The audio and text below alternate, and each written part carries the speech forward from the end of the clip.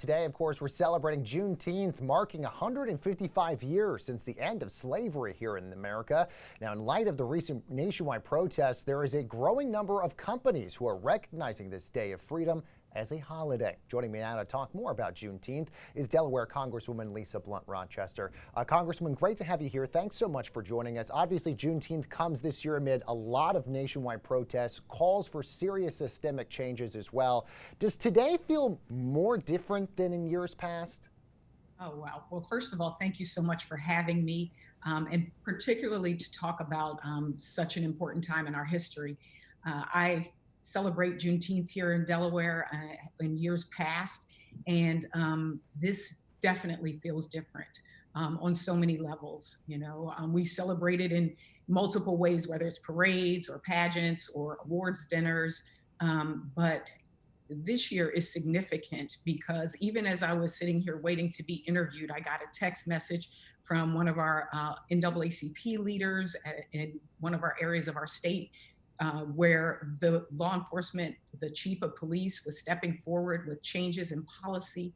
And I think, that's the thing that's most important, that we celebrate it, but it's also an opportunity for us to recommit to what freedom really means. We call it Freedom Day, but freedom means a lot of things. And so it is beyond freedom from emancipation to freedom in how we live, play, work. And so, yeah, this is special. This is a special time.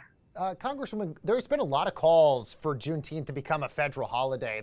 It's gained a lot of momentum right now. Senate Democrats just unveiled their proposal earlier this morning, and apparently Republican Senator John Cornyn says he expects to file similar legislation.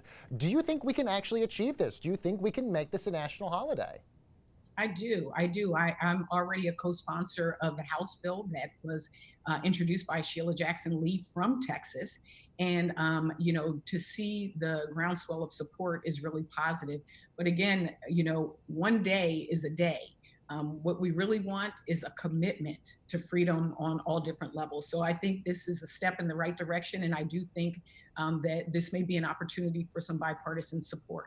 Congresswoman, a lot of companies across the country also recognizing today as a holiday, really also as a sign of support for the Black community and their Black employees as well. A lot of companies are closing their offices. A lot of federal employees have the day off as well. But I'm curious, why do you think it maybe took a national movement and big protest really for companies and state officials to really make this a priority? Right. Well, first of all, I don't think it's unusual when you look at even how long it took to get a Martin Luther King holiday. That was not something that happened overnight. But I do think that this moment is a time when people are being both individually reflective, but also as a collective. And people are trying to figure out what things can they do in this at this time. And so it's everything from a day off, but it also has to be those deep and systemic issues that racism gets to the root of, what is underlying a lot of the marches that you're seeing in our country. I mean, a day off is one thing, but to make sure that I'm making a livable wage is something else. To make sure that people in the C-suite and who are running the company are also as diverse as people who work through it. Those are the things that will be lasting, and those are the things that will transcend one day. Congressman, a lot of people are also hoping that this moment being so heightened right now, this also can force change when it comes to police reform. This is the moment to actually get it done. House Democrats, you guys are going to vote on a bill on Thursday regarding this. Senate Republicans have already unveiled their bill led by Tim Scott. How optimistic are you that something, if anything, can be done when it comes to police reform in this country? Well, first of all, I am always a pragmatic optimist. That's just how I roll. And so, as we look at these issues, I also look back over the past few months with COVID-19, where things have been put forward that never would have passed on a bipartisan level. Multi-trillion-dollar investments in paid leave and paid sick time and family and medical leave. And so some might have thought that would never happen. I think the fact that we have the momentum of the American people right now on our side is really important. And I think that's why you're seeing the movements in Congress. We proposed a very strong, bold, robust piece of legislation in the Justice and Policing Act of 2020. The Senate has proposed what they're proposing, and this becomes a time where we sit down and negotiate and figure out what will be presented. But what I can say is I feel confident that something will happen, just like right here in Delaware, to be receiving a text message of changes that are happening right here at home. I think we're going to do things on the federal level, but state and local governments are also where the rubber hits the road.